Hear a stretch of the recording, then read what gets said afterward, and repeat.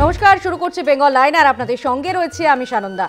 Bengal line প্রতিদিন সন্ধ্যে ৭টায় আমরা হাজির হই বাংলার গুরুত্বপূর্ণ খবরগুলো নিয়ে। আজ আমরা যে ইস্যুর দিকে নজর রেখেছি প্রথমে আমরা দেখে নেব। বেঙ্গল লাইনের আজ প্রথম ইস্যু মুর্শিদাবাদ সংশোধিত ওয়াকফ আইনের প্রতিবাদে উত্তাল জঙ্গিপুর, পুলিশের গাড়িতে আগুন। বেঙ্গল লাইনের দ্বিতীয় ইস্যু পশ্চিম মেদিনীপুর বন্ধ হয়েছে রোজগার, মেদিনীপুরে ডিআই অফিসে তালা চাকরিহারাদের। তৃতীয় ইস্যু সল্টলেক এপিসি ভবনের সামনে প্রাথমিকের নিয়োগের দাবিতে বিক্ষোভ। বেঙ্গল লাইনের চতুর্থ ইস্যুর দিকে নজর রেখেছি হাওড়া শিক্ষামন্ত্রীকে গ্রেফতারের দাবি, এসএফআই এর বিক্ষোভে তুলকালাম হাওড়ায়। পঞ্চম ইস্যু উত্তর দিনাজপুর ক্যান্সারের সঙ্গে লড়াই, চাকরি হারালেন চোপড়া মাঝিয়ালির শিক্ষক। এরপর দক্ষিণ চব্বিশ পরগনা সবুজ সাথীর সাইকেল পেতে গেলেও কাটমানি, কুলতলির স্কুলে চাঞ্চল্য। বেঙ্গল লাইনের পরবর্তী ইস্যু দক্ষিণ দিনাজপুর আত্রেই নদী বাঁচাতে এগিয়ে এলো ম্যানচেস্টার বিশ্ববিদ্যালয়। সর্বশেষ ইস্যু বেঙ্গল লাইনের পূর্ব মেদিনীপুর জগন্নাথ মন্দির উদ্বোধনের আগে সেজে উঠেছে সৈকত শহর দীঘা। বেঙ্গল লাইনের যে প্রথম ইস্যু আমরা জানি যে সংশোধিত ওয়াকফ আইনের প্রতিবাদে জঙ্গিপুর একেবারে রণক্ষেত্রের চেহারা নিল। সংশোধিত ওয়াকফ আইনের প্রতিবাদে বিক্ষোভ দেখানো হয়, অবরোধকারীদের সঙ্গে পুলিশের রীতিমতো সংঘর্ষ তৈরি হয়, পুলিশের গাড়ি আগুন জ্বালিয়ে দেওয়ার অভিযোগ ওঠে বিক্ষোভকারীদের বিরুদ্ধে। এই মুহূর্তে আমরা জঙ্গিপুরের দিকে নজর রেখেছি, আমাদের সঙ্গে সরাসরি আমাদের প্রতিনিধি মোহাম্মদ রফি। রফি, ঠিক কি কারণে এতটা উত্তপ্ত হলো? আমরা জানি যে টানা 13 ঘন্টা বিতর্ক এবং তারপর ওয়াকফ সংশোধনী বিল পাস হয় এবং তারপরেই আমরা দেখলাম যে জঙ্গিপুর একেবারে উত্তপ্ত হয়ে উঠল ওয়াকফ সংশোধনী আইনের প্রতিবাদে।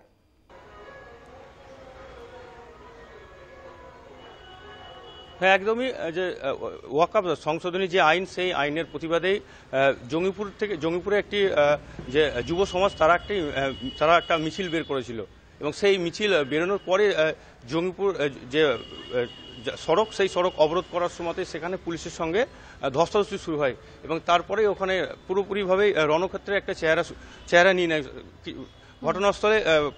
সেখানে যে পুলিশ বাহিনী থেকে যে র্যাব যারা ছিলেন তারা সেখানকার যে বিক্ষোভকারী তাদেরকে যে সেখান থেকে সরানোর জন্য তারা লাঠি উঁচিয়ে তাদেরকে তাড়ান এবং সেই মুহূর্তে তখনই সেখান থেকে যারা বিক্ষোভকারীরা যারা এসেছিলেন তারা সেখান থেকে চলে যায় এবং তারপরে সামনেই যে পুলিশের একটি গাড়ি দেখতে পাওয়া যায় এবং সেই গাড়িতে তারা আগুন লাগিয়ে দেয় এবং পাশাপাশি যে আরেকটি গাড়িতেও আগুন লাগানো হয়েছে এবং সেটি পুলিশের গাড়ি না অন্য কোনো গাড়ি, সেটাও এখনো তদন্ত সাপেক্ষ। কিন্তু এরপরেই পরিস্থিতি প্রচণ্ড পরিমাণে সেই জায়গা মানে পরিস্থিতি নিয়ন্ত্রণের বাইরে চলে যায় এবং এখনো পর্যন্ত সেই জায়গায় একটা থমথমে পরিবেশ রয়েছে এবং পুলিশ এবং আরও যে র্যাব জেনারেল রয়েছেন সকলে পুলিশ বাহিনী তারা সেখানে পরিস্থিতি নিয়ন্ত্রণে করছেন এবং এখনো পর্যন্ত চাপা উত্তেজনা রয়েছে জঙ্গিপুরের মিয়াপুরে। পুলিশকে লক্ষ্য করে ইট বৃষ্টি, পুলিশের গাড়িতে আগুন লাগিয়ে দেওয়ার অভিযোগ উঠছে। এই মুহূর্তে কি পরিস্থিতি আগের থেকে নিয়ন্ত্রণে, রফি? হ্যাঁ, এখন পরিস্থিতি কিছুটা হলেও নিয়ন্ত্রণে এখন আছে, কিন্তু সেখানে চাপা উত্তেজনা আছে। মানে মিছিলের যে তারা যখন জাতীয় সড়ক যারা তখন অবরোধ করতে যান তখনই সেখানেই পুলিশের সঙ্গে ধস্তাধস্তির পরেই এই পরিস্থিতি তৈরি হয় এবং এই পরিস্থিতি এতটাই যে ছিল পরিস্থিতি, তার জন্যই পুরোপুরিভাবে পরিস্থিতি নিয়ন্ত্রণের বাইরে যায় এবং পুলিশের গাড়িও পুড়িয়ে দেওয়া হয় বলে অভিযোগ আছে। এখন এই মুহূর্তে পরিস্থিতি নিয়ন্ত্রণে রয়েছে বলে জানা যাচ্ছে, তবুও একটি চাপা উত্তেজনা রয়েছে ওই এলাকাতে। আমরা কথা বলছিলাম, সরাসরি ছিলেন আমাদের প্রতিনিধি মোহাম্মদ রফি। সংশোধিত ওয়াকফ আইনের প্রতিবাদে জঙ্গিপুর উত্তপ্ত হয়ে ওঠে।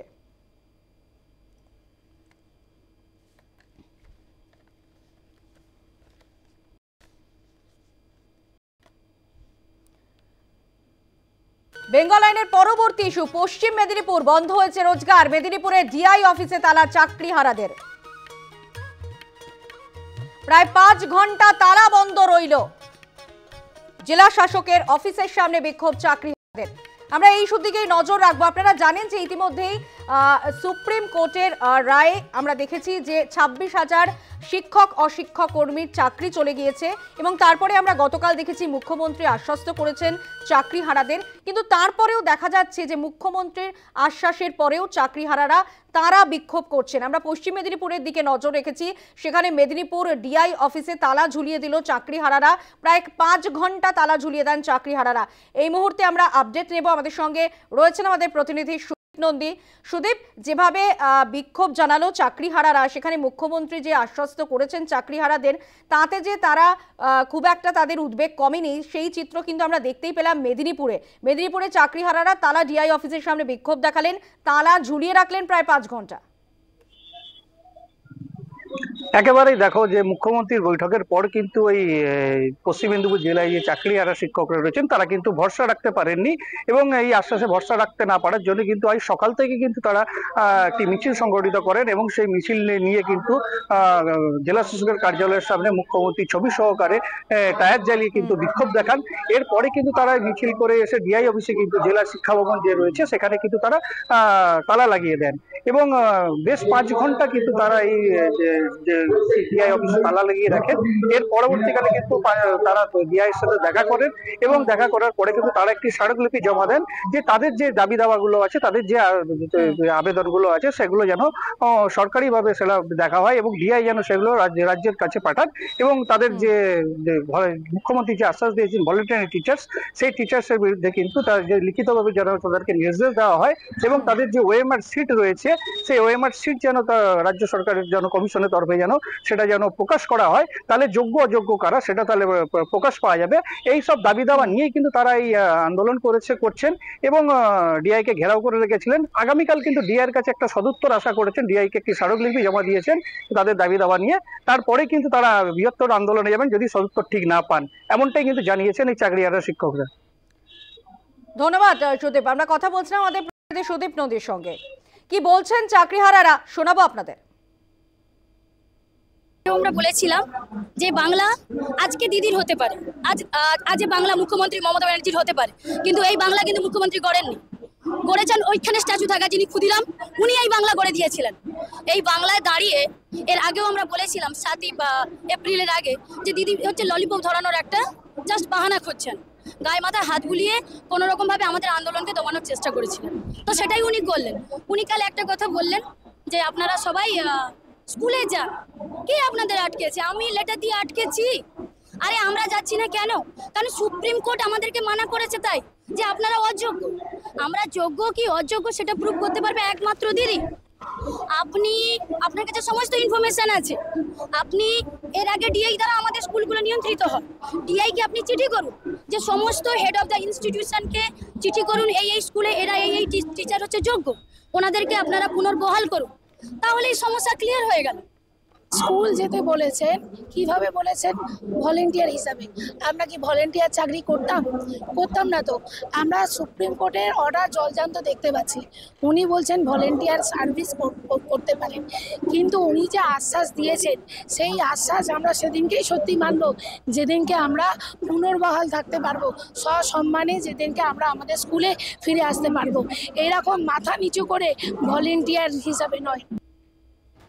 বেঙ্গল আইনের বিরতির পর যে ইস্যুতে আমরা নজর রাখবো, এপিসি ভবনের সামনে প্রাথমিকে নিয়োগের দাবিতে বিক্ষোভ।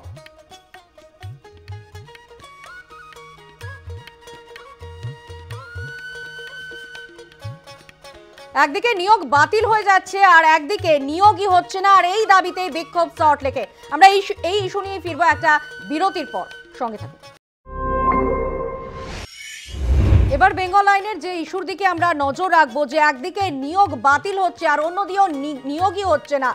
সল্টলেকের এপিসি ভবনের সামনে বিক্ষোভ, এবং প্রাথমিকের যে শিক্ষক নিয়োগ প্রক্রিয়ায় সেখানে 301 জনকে খুব দ্রুত নিয়োগ করতে হবে, এমনই দাবিতে সল্টলেকের এপিসি ভবনের সামনে বিক্ষোভ। আমরা সরাসরি চলে যাব, আমাদের সঙ্গে রয়েছেন আমাদের প্রতিনিধি সন্তোষ ঠাকুর। সন্তোষ, আমরা দেখতে পাচ্ছি একদিকে নিয়োগ বাতিল হয়ে যাচ্ছে, অন্যদিকে নিয়োগই হচ্ছে না, এবং যার দাবিতেই বিক্ষোভ হলো সল্টলেক এপিসি ভবনের সামনে। একদমই, দেখো তোমায় জানাবো আজ এপিসি ভবন অর্থাৎ সল্টলেকে যে এপিসি ভবন, সেই এপিসি ভবনে প্রাথমিক নিয়োগের দাবিতে 301 জন যারা শিক্ষকের চাকরি পাবেন বলে তারা বিক্ষোভ দেখাচ্ছিলেন, এবং প্রায় 1.5 ঘন্টা ধরে তারা এপিসি ভবনের সামনে তারা বিক্ষোভ দেখান। তাদের যে দাবি হচ্ছে, তাদের যে প্যানেল তৈরি হয়েছিল 2014 এবং 2017 মিলিয়ে যে প্যানেল তৈরি হয়েছিল, সেই প্যানেল হচ্ছে 9533 জনের, এবং 9533 জনের যে প্যানেল তৈরি হওয়ার পর এই বাকি যে 301 জন তারা চাকরি পায়নি, বাকি সব চাকরি পেয়েছেন, তারা বিএড করে তারা চাকরি পেয়েছিলেন, কিন্তু এই বাকি যে 301 জন যারা 2017 সাল থেকে তারা বারবার এই এপিসি অর্থাৎ আচার্য প্রফুল্লচন্দ্র যে সদন সেইখানে তারা আসছেন করুণাময়ীতে এবং বারবার এসে তাদেরকে ফিরে যেতে হচ্ছে। কিন্তু আজ তারা এসেছিলেন এবং তাদের হাতে ব্যানার ফ্ল্যাগ ছিল এবং তারা বিক্ষোভ দেখাতে এসেছিলেন কেনই তাদের চাকরি এখনো পর্যন্ত হচ্ছে না। অর্থাৎ বলা যেতে পারে 2014-2017 সালে যে প্যানেল তৈরি হয়েছিল যার মধ্যে 9533 জন ছিলেন, তাদের মধ্যে 301 জনও ছিলেন, কিন্তু বাকিদের চাকরি হয়ে গেল মাত্র এই 9533 জনের মধ্যে বাদ থাকলেন 301 জন। কিন্তু এই 301 জনকে কেনই চাকরি পরিষদ দিচ্ছে না কেন এবং তারা বারবার কেনই আসতে হচ্ছে তাদেরকে, এমনটাই তারা প্রশ্ন তুলছেন। কিন্তু তাদের বারবার আসা উচিত নয়, কিন্তু যেহেতু এই 2014-2017 সালে যারা প্যানেল তৈরি করেছিলেন তাদের মিলিয়ে যে প্যানেলের মধ্যে সমস্ত যারা পড়ুয়ারা ছিলেন তাদের পরীক্ষা হওয়ার পর তারা বিএড কমপ্লিট করেছিলেন, পরীক্ষা দিয়েছিলেন, তারা প্যানেলে বসেছিলেন, প্যানেল পাস হয়েছিল, তারপরে তারা চাকরি ইন্টারভিউ হওয়ার পর পেয়েছিলেন, কিন্তু 301 জন চাকরি পায়নি। সেই কারণেই তারা আজ এই করুণাময়ীতে অর্থাৎ সল্টলেকে যে এপিসি ভবন আচার্য প্রফুল্লচন্দ্র ভবন সেইখানে এসে তারা বিক্ষোভ দেখান, প্রায় 1.5 ঘন্টার বেশি তারা অবস্থান বিক্ষোভ দেখান। পাশাপাশি তাদের যে দুজন দল অর্থাৎ এই যে দুজনের প্রতিনিধি তারা আচার্য প্রফুল্লচন্দ্র যান এবং তারা কথা বলেন এবং তারা আশ্বাস দিয়েছেন তারা ভেতর থেকে কি তাদের কথা শোনা হবে এবং তাদের শিক্ষামন্ত্রী পর্যন্ত এই বক্তব্য তারা রাখবেন। সেক্ষেত্রে কখন তারা চাকরি পাবেন তার এই আশাতে তারা এই সদনের সামনে বসেছিলেন। তারপরে 1.5 ঘন্টার বিক্ষোভ পর তারা সে নিজের বাড়ি জন্য রওনা দেন। অর্থাৎ সন্তোষ, একেবারেই যে আমরা দেখছি যে একদিকে 26,000 শিক্ষক অশিক্ষকদের চাকরি চলে গিয়েছে, সেখানে নিয়োগ বাতিল হয়ে গিয়েছে, এবং অন্যদিকে আমরা দেখতে পাচ্ছি যে নিয়োগই হচ্ছে না, যার দাবিতে বিক্ষোভ চলছে। সন্তোষ, তুমি সঙ্গে থাকো, এই মুহূর্তে তারা কি বলছে আমরা একবার নজর রাখবো। এমএমই মাইনরিটি অ্যাফেয়ার্স অ্যান্ড মাদ্রাসা এডুকেশনে প্রায় 5,600 কোটি টাকা বরাদ্দ করা হয়েছে, অথচ আমরা দেখছি পশ্চিমবঙ্গ মাদ্রাসা শিক্ষা পর্ষদের অফিসিয়াল ল্যান্ডলাইন নাম্বার বিকল এবং মাদ্রাসাগুলোতে দীর্ঘদিন ধরে শিক্ষক নিয়োগ না হওয়ার ফলে রক্ষণাবেক্ষণের অভাবে মাদ্রাসাগুলো কার্যত বন্ধ হয়ে যাচ্ছে। মাদ্রাসা শিক্ষা ব্যবস্থার হাল একেবারে নাজেহাল। মাদ্রাসা শিক্ষা ব্যবস্থার হাল একেবারে টেলিফোন বুথের মতো করতে চাইছে সরকার। এই সরকার বাইরে দেখাচ্ছে আমি সংখ্যালঘু দরদি, অর্থাৎ প্রকৃতপক্ষে এরা সংখ্যালঘুদের কোনো উন্নয়ন করছে না, কিন্তু কেবলমাত্র মুসলমান সম্প্রদায়কে ভোট ব্যাংকে পর্যবেসিত করতে রাখতে চাইছে। এরা বলছে আমরা 10,000 মাদ্রাসা দেবো, মমতা ব্যানার্জি বলেছিল 10,000 মাদ্রাসা দেবো। 10,000 মাদ্রাসা দেওয়াতে দূরস্থান, নতুন করে একটিও মাদ্রাসা বর্তমানে নিয়োগ হয়নি, বরঞ্চ যে মাদ্রাসাগুলো ছিল সেগুলোকে বন্ধ করে দিয়ে আরএসএস শাখা দেওয়া হচ্ছে। তাই এর বিরুদ্ধে আজ আমরা স্টুডেন্ট ফ্রন্ট রাস্তায় নেমেছি এবং মাদ্রাসা শিক্ষা ব্যবস্থার সার্বিক উন্নয়নের স্বার্থে আমরা স্টুডেন্ট ফ্রন্ট রাস্তায় ছিলাম, আছি এবং থাকবো। অর্থাৎ সন্তোষ, গোটাটাই বিশৃঙ্খল অবস্থার মধ্যে রয়েছে, একদিকে নিয়োগ বাতিল হচ্ছে আর একদিকে নিয়োগটাই হচ্ছে না, গোটাটাই বিশৃঙ্খল। একদমই দেখো, যেভাবে আমরা জানি এই যাদের ইতিমধ্যে 26,000-এর চাকরি চলে গেছে শিক্ষক বা শিক্ষিকাদের, তাদের আগে অর্থাৎ 2014 এবং 2017 যে প্যানেল তৈরি হয়েছিল সেই প্যানেলের মধ্যে 9,533 জনের নাম এসেছিল তাদের চাকরি হবে, কিন্তু তাদের মধ্যে 301 জনকে এখনো পর্যন্ত চাকরি দিচ্ছেন না। কেন দিচ্ছে না সেটা পরিষ্কারভাবে বলছেন না, কিন্তু যেহেতু এই যে মামলা অর্থাৎ যে 2022-এর মামলা যেটা কোর্টে গেছিল, কোর্টে মামলা করার পর প্যানেল তরফ অর্থাৎ আচার্য অর্থাৎ এপিসি ভবনের তরফ থেকে সেই পুরো প্যানেলটা অর্থাৎ যে 301 জন যে বাকি ছিল চাকরি হওয়া তাদেরকেও আটকে দেওয়া হয়েছে। অর্থাৎ তাদের কোনো চাকরি নিয়ে টানাটানি ছিল না, অর্থাৎ তারা কোর্টের মধ্যেও যাওয়ার কথা ছিল না, কিন্তু এই যে মামলা হওয়ার পর তাদেরও যেহেতু চাকরি আটকে গেছে, কিন্তু তারা চাইছেন তাদের কোনো অভিযোগ নেই, তাদের কোনো সমস্যা নেই এবং তারা প্যানেল পাস আছেন এবং তাদের খালি নিয়োগ করা হতে হবে। কিন্তু নিয়োগ হচ্ছে না, এটাই তাদের মূল দাবি যে নিয়োগ করতে হবে খুব দ্রুত। আপাতত ধন্যবাদ সন্তোষ সময়। আমরা কথা বলছিলাম, সরাসরি ছিলেন আমাদের প্রতিনিধি সন্তোষ ঠাকুর। অর্থাৎ নিয়োগ একদিকে বাতিল হচ্ছে, একের পর এক শিক্ষক অশিক্ষক কর্মীদের চাকরি গিয়েছে, তারা আতান্তরে রয়েছেন, এরপর তাদের ভবিষ্যৎ কি হবে, অন্যদিকে নিয়োগই হচ্ছে না।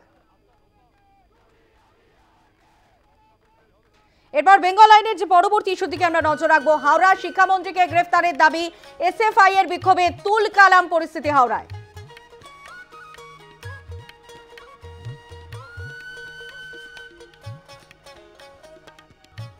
এবার আমরা হাওড়ার দিকে নজর রাখবো। সেখানেও কিন্তু এক প্রকার বিক্ষোভের ছবি উঠে এলো। এসএফআই এর জেলা শাসকের কাছে ডেপুটেশন কর্মসূচিকে কেন্দ্র করে একেবারে উত্তপ্ত পরিস্থিতি তৈরি হলো হাওড়ায়, এবং সেখানেও জানানো হচ্ছে যে এসএসসির 2016 প্রাথমিক শিক্ষাবর্ষের যোগ্য অযোগ্য শিক্ষকদের বাছাই করে যোগ্যদের চাকরির ব্যবস্থা করতে হবে এবং শিক্ষামন্ত্রীর পদত্যাগেরও দাবি করা হয়েছে। সব মিলিয়ে কিন্তু উত্তপ্ত হয় পরিস্থিতি। আমরা সরাসরি চলে যাব, আমাদের সঙ্গে রয়েছেন আমাদের প্রতিনিধি শান্তনু করণ। শান্তনু, হাওড়াতেও যথেষ্ট পরিস্থিতি উত্তপ্ত, সেই একই দাবি একই ঘটনা আমরা দেখছি। একদিকে চাকরি বাতিল হয়ে যাচ্ছে, নিয়োগ হচ্ছে না, এবং অন্যদিকে যোগ্যদের চাকরির ব্যবস্থা করার দাবি। অর্থাৎ মুখ্যমন্ত্রীর এত আশ্বাস এত প্রতিশ্রুতির পরেও কিন্তু চাকরিহারারা তারা আতান্তরে রয়েছেন। আজকে এসএফআই এর যে কর্মসূচিকে কেন্দ্র করে উত্তপ্ত হয়ে উঠল পরিস্থিতি হাওড়ায়।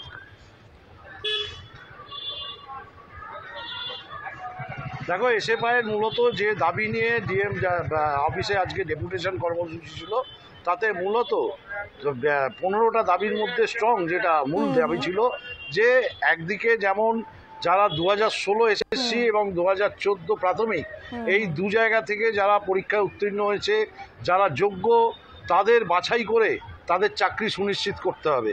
পাশাপাশি যে ঘটনা ঘটেছে এবং এই যে দুর্নীতি বা যে বিষয়ে মামলা হলো, সুপ্রিম কোর্টের রায় বেরোলো, সেখানে সার্বিক মিলিয়ে যে তারা এসএফআইয়ের পক্ষ থেকে জানাতে মনে হচ্ছে যে শিক্ষামন্ত্রী ব্রাত্য বসু তাকে গ্রেপ্তারের দাবি উঠেছে এই আজকের এই কর্মসূচি থেকে। পাশাপাশি আরও বেশ কিছু দাবি রয়েছে, যেমন ছাত্র সংসদ নির্বাচন, ছাত্র কলেজে স্কুল কলেজে বহিরাগতদের যে অবাধিত ধার তা বন্ধ করতে হবে। এছাড়া হাওড়া গ্রামীণ অঞ্চলে, যেমন হাওড়া শহরাঞ্চলে বিজয় কৃষ্ণ গার্লস কলেজ মহিলাদের জন্য নির্দিষ্টভাবে একটি কলেজ রয়েছে, কিন্তু গ্রামাঞ্চলে হাওড়া গ্রামাঞ্চলে মহিলাদের জন্য কোনো আলাদা কলেজ নেই, সেখানে একটি আলাদা কলেজের দাবি উঠেছে। সব মিলিয়ে এছাড়াও হাওড়ায় বিভিন্ন স্কুল যে বন্ধের পরিকল্পনা, সেগুলো বন্ধ করা যাবে না। পাশাপাশি যে বেতন স্কুলের জন্য যে ফিজ নেওয়া হয়, সেই ফিজ অতিরিক্ত মাত্রায় প্রায় 6 গুণ 5 গুণ বেশিভাবে স্কুলের ফিজ নেওয়া হয় ছাত্রছাত্রীদের কাছ থেকে, অবিলম্বে তা বন্ধ করতে হবে। এই সামগ্রিক দাবি নিয়ে মোট 15 দফা দাবি নিয়ে এসএফআইয়ের আজকে ডিএম অফিসে ডেপুটেশন কর্মসূচি ছিল। কিন্তু মিছিল করে তারা যখন ডিএম অফিসের দিকে যান, কর্পোরেশনের সামনে, হাওড়া কর্পোরেশনের সামনে পুলিশ আগে থেকেই ব্যারিকেড করে রেখেছিল। সেই ব্যারিকেডে এসে বাধাপ্রাপ্ত হয়, সেখানে রীতিমতো ধস্তাধস্তি হয় পুলিশের সঙ্গে। ব্যারিকেডে আটকে পড়ার পর আন্দোলনকারীরা সেখানে বিক্ষোভ শুরু করেন। পরবর্তীতে তারা জানতে পারেন যে জেলা শাসক তিনি ডেপুটেশন নেবেন না, প্রতিনিধি পাঠাবেন বা তার দপ্তরে ডেপুটেশন দিতে হবে। তার পরবর্তীতে আরও ক্ষিপ্ত হয়ে ওঠে আন্দোলনকারীরা, রাস্তায় বসে তারা অবরুদ্ধ করে দেন এলাকা একেবারে মহাত্মা গান্ধী রোড। কিন্তু পরবর্তীতে তারা রাস্তায় বসে আন্দোলন করেন, স্লোগান শাউটিং করেন।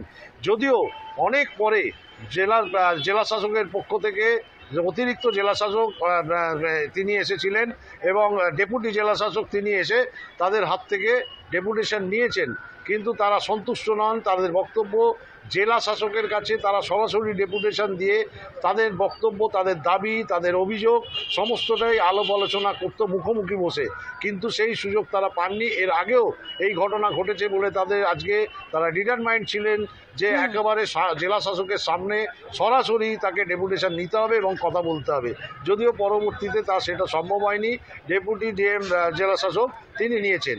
কিন্তু পরবর্তীতে আরেক কাণ্ড ঘটে, যখন এই কর্মসূচি সেরে তারা কিছুটা পিছিয়ে আসেন এবং যেখানে হাওড়া ময়দান যে ফ্লাইওভার, তার নিচে যখন মুখ্যমন্ত্রী এবং শিক্ষামন্ত্রী কুশপুতল দাহ করেন, তারপরেই পুলিশ কিন্তু সেই কুশপুতুল দাহ করতে গিয়ে বাধা দেন এবং বাধা দিতে গেলে সেখানে ধুমধুমার কাণ্ড বেঁধে যায়। পুলিশের সঙ্গে রীতিমতো ধস্তাধস্তি শুরু হয়ে যায়, ধাক্কাধাক্কি শুরু হয়ে যায়, একেবারে বিশৃঙ্খল পরিস্থিতি সেখানে তৈরি হয়, তুমুল অশান্তি সেখানে সৃষ্টি হয়। যদিও পরবর্তীতে উভয় পক্ষই দুটি পক্ষই তারা নিয়ন্ত্রণ করে নেন সামগ্রিক বিষয়টা এবং তারা স্লোগান শাউটিং করতে করতে আবার ফিরে যান। কিন্তু এই ঘটনার পরিপ্রেক্ষিতে যেটা এসএফআইয়ের পক্ষ থেকে যেটা জানানো হয়েছে যে তাদের যে আন্দোলন, তারা ধারাবাহিক আন্দোলন চালাবেন। তার কারণ শুধু রাজ্যের যে ঘটনা তা নয়, জাতীয় শিক্ষানীতি যেটা ন্যাশনাল শান্তনু, শিক্ষামন্ত্রীর পদত্যাগেরও দাবি তোলা হয় এবং এরই পাশাপাশি তুমি যেটা জানাচ্ছিলে যে মুখ্যমন্ত্রী মমতা বন্দ্যোপাধ্যায় এবং শিক্ষামন্ত্রী ব্রাত্য বসুর কুশপুতুল পোড়ানোকে কেন্দ্র করেও কিন্তু হুলস্থুল বেঁধে যায় সেখানে।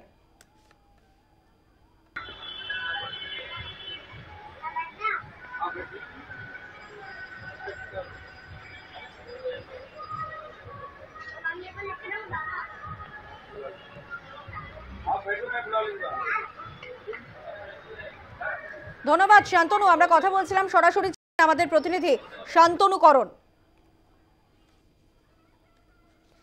এবার বেঙ্গল আইনের বিরতির পর যে ইস্যুতে আমরা নজর রাখবো, ক্যান্সারের সঙ্গে লড়াই, চাকরি হারালেন চোপড়া মাঝি আলী স্কুলের শিক্ষক।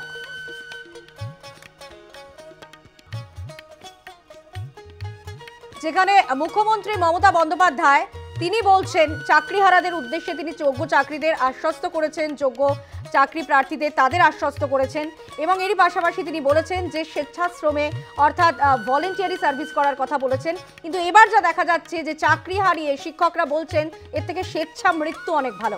এই ইস্যু নিয়ে আমরা ফিরবো বেঙ্গল আইনে একটা বিরতির পর। সঙ্গে থাকুন।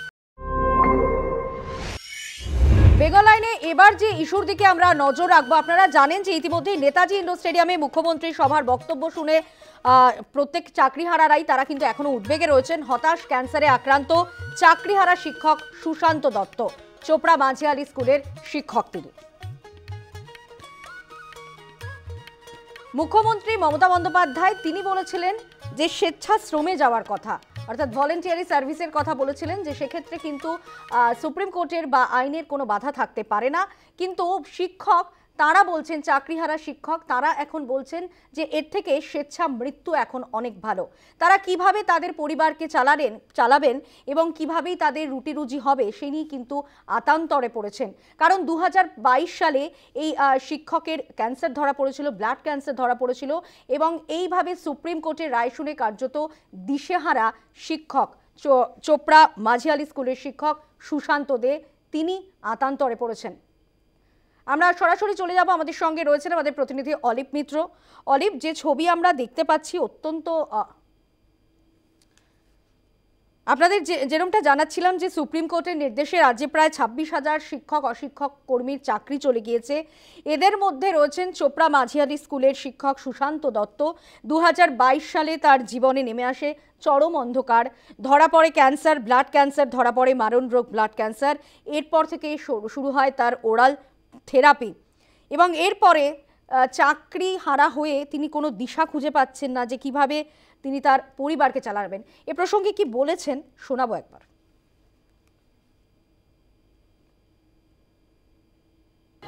যাওয়ার ইচ্ছা ছিল, কিন্তু প্রতিদিন তো আমার ওরাল কেমো চলে, ওষুধ নেওয়ার পর শারীরিকভাবে অসুস্থ বোধ করি এবং এত দূরে জার্নি, প্রতিদিনই ওরাল কেমো চলছে।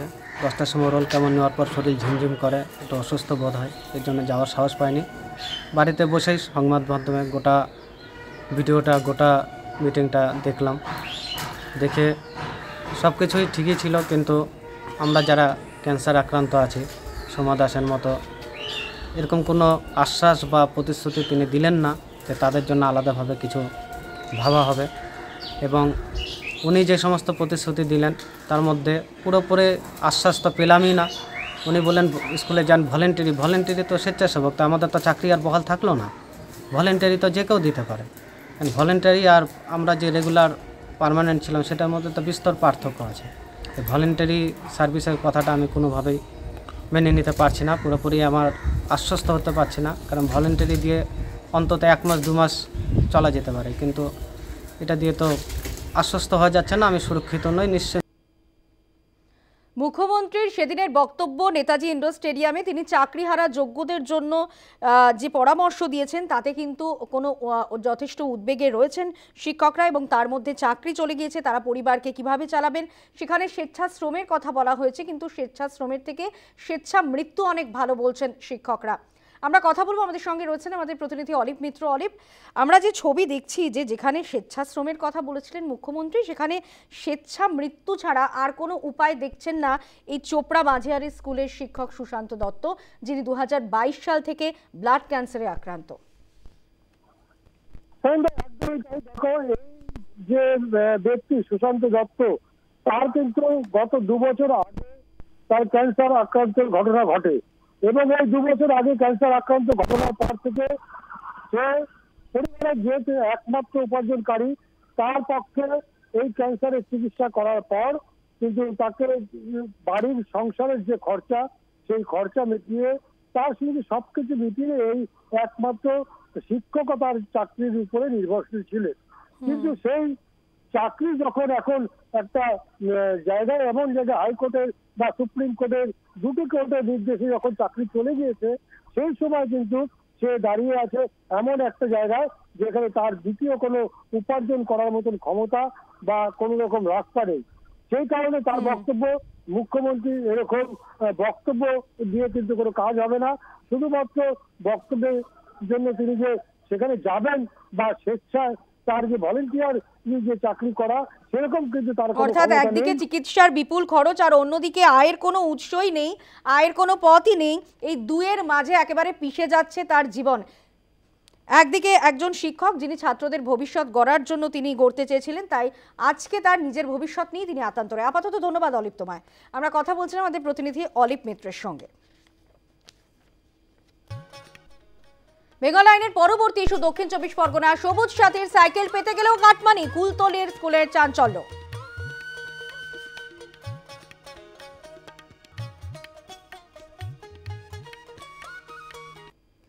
এবার সবুজ সাথী প্রকল্পেও কাটমানি, নিয়োগে দুর্নীতি হচ্ছে, বিভিন্নভাবে রেশনে দুর্নীতি, এবার এই সামান্য সাইকেল দেওয়াকে কেন্দ্র করেও দুর্নীতি।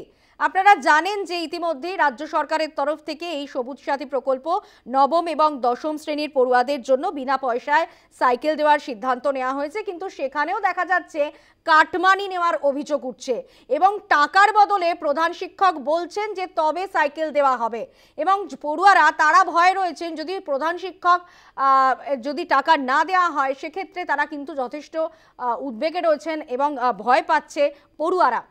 আমরা কথা বলবো, আমাদের সঙ্গে সরাসরি রয়েছেন আমাদের প্রতিনিধি প্রসেনজিৎ সাহা। প্রসেনজিৎ, যে ছবি আমরা দেখছি যে সবুজ সাথী প্রকল্পেও কাটমানি, সাইকেলের জন্যও কাটমানি নেওয়া হচ্ছে, এমনই অভিযোগ উঠছে প্রধান শিক্ষকের বিরুদ্ধে। একেবারে দেখো, দক্ষিণ 24 পরগনার কুলতলি থানার অন্তর্গত পাচুয়াখালী হাই স্কুলের ঘটনা এবং সেখানে স্কুলের প্রধান শিক্ষকের বিরুদ্ধেই মূলত অভিযোগ যে সবুজ সাথীর যে সাইকেল, সেই সাইকেল পড়ুয়াদেরকে যখন বিতরণ করা হচ্ছে তখন প্রত্যেকটি সাইকেল পিছু 100 টাকা করে নেওয়া হচ্ছে প্রধান শিক্ষকের নির্দেশে। প্রধান শিক্ষক সেখানে নির্দেশ দিয়েছেন যে 100 টাকা করে প্রত্যেক পড়ুয়াকে দিতে হবে যারা সাইকেল নেবেন। তার কারণ এই সাইকেল আনার জন্য নাকি তাদেরকে টাকা খরচা করতে হয়েছে, গাড়ি করে সাইকেল নিয়ে আসতে হয়েছে জামতলা থেকে এবং সেই গাড়ি ভাড়া বাবদ যে টাকা হয় সেই টাকা তুলতেই কার্যত এই 100 টাকা করে নেওয়া হচ্ছে প্রত্যেকটি সাইকেল পিছু। যদিও এই যে নির্দেশিকা প্রধান শিক্ষক জারি করেছেন সেই নির্দেশিকা কিন্তু স্কুল পরিচালন কমিটির যে বৈঠক হয় সেখানে কিন্তু নেওয়া হয়নি। এই নির্দেশ কিন্তু কোনো রকম উপর মহল থেকে দেওয়া হয়নি।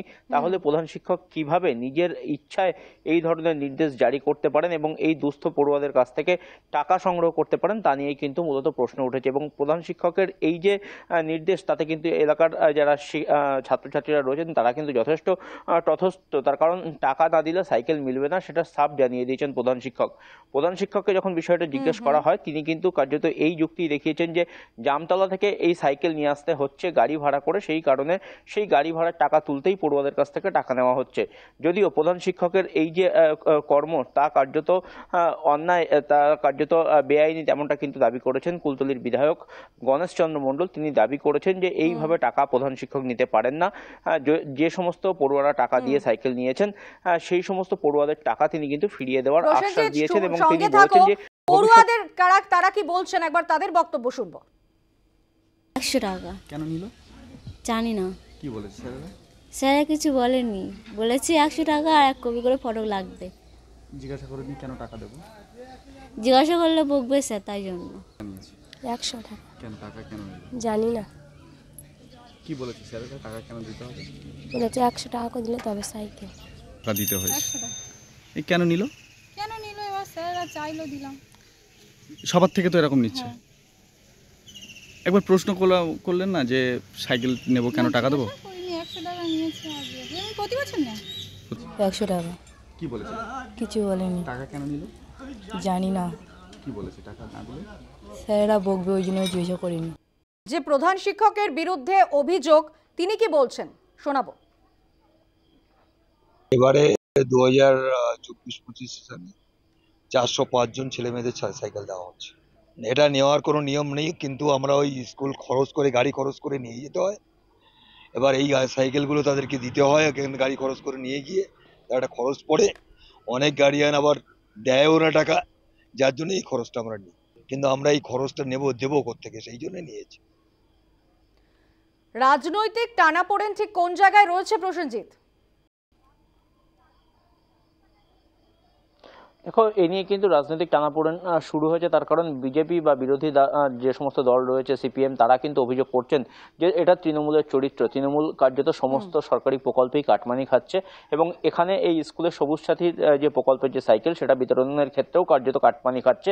এবং এই যে প্রধান শিক্ষকের নির্দেশে যে 100 টাকা করে নেওয়া হচ্ছে, তার পেছনে স্থানীয় তৃণমূল নেতৃত্বদের হাত রয়েছে বা স্কুল পরিচালন কমিটির সম্পূর্ণ মদত রয়েছে এবং এই স্কুল পরিচালন কমিটিতে তৃণমূলের লোকজনই রয়েছে, তেমনটাই কিন্তু অভিযোগ করছেন এলাকার বিরোধী দলের নেতারা। যদিও সেই অভিযোগ কার্যত অস্বীকার করেছেন এলাকার তৃণমূল বিধায়ক গণেশচন্দ্র মণ্ডল এবং তিনি দাবি করেছেন যে এই ঘটনার কথা তিনি জানতেন না, তিনি সংবাদ মাধ্যমের কাছ থেকে বিষয়টি জানলেন এবং এই ধরনের ঘটনা প্রধান শিক্ষক ঘটাতে পারে না, তবে যারা টাকা দিয়েছে তাদের টাকা ফেরত দেওয়ার দায়িত্ব তিনি নিয়েছেন এবং এই ঘটনায় এই মুহূর্তে কিছুটা হলেও স্থিমিত হয়েছে গোটা বিষয়টা।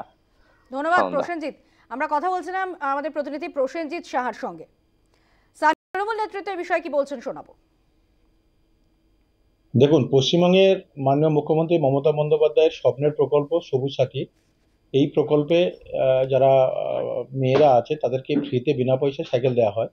আমি প্রথমেই আপনাদের মাধ্যমে শুনলাম বিষয়টা, আমি খবর নিয়ে জানবো এবং যাতে করে না টাকা নেওয়া হয় এবং যাদের কাছ থেকে যদি নিয়ে থাকে তাদের টাকাটা যাতে ফেরত করে দেয়, তার জন্য আমরা স্কুল কর্তৃপক্ষ এবং আমি এসআই, স্কুল অফ এসআই বা বিডিও সাহেবকে বলবো। দেখুন, এই প্রকল্পে আমাদের গভর্নমেন্টের প্রজেক্ট এটা, এবং এটা সম্পূর্ণভাবে বিনা পয়সা যাতে প্রত্যেকটা ছাত্রছাত্রী পায় তার জন্য আমরা সচেষ্ট। এবং সেই জায়গা থেকে বিরোধীরা কি বলে এটা বড় কথা নয়, কিন্তু যাতে মানুষ ঠিকঠাকভাবে ছাত্রছাত্রীরা এই প্রকল্পের সুবিধা পায় তার জন্য আমরা দেব। বিরোধী দল বিজেপি এবং সিপিএম কি বলছে শোনাবো আপনাদের। দেখুন, পাঁচোয়াখালী না, সারা পশ্চিমবঙ্গে একই স্থিতি আছে। তৃণমূল মানেই তোলাবাজ, সে এলাকাবাসী হোক, ব্যবসায়ী হোক, আর এটা ছাত্রছাত্রী। তাহলে প্রাতিষ্ঠানিক দুর্নীতির আখড়া, দুর্নীতিদের সংগঠিত শক্তি হচ্ছে তৃণমূল।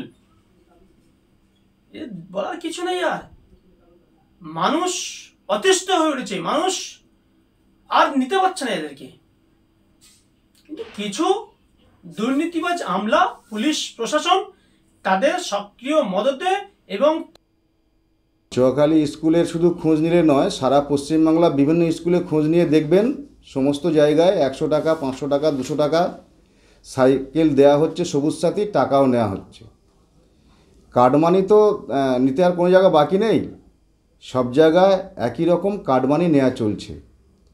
রাজ্যের এই কার্ডমানি দুর্নীতি, পঞ্চায়েতের দুর্নীতি, তোলাবাজি, সব জায়গায় একের পর এক তৃণমূল এনআরজিএসের কাজ নেই, এখন চারিদিকে তোলাবাজি করা হোক, তাই চলছে।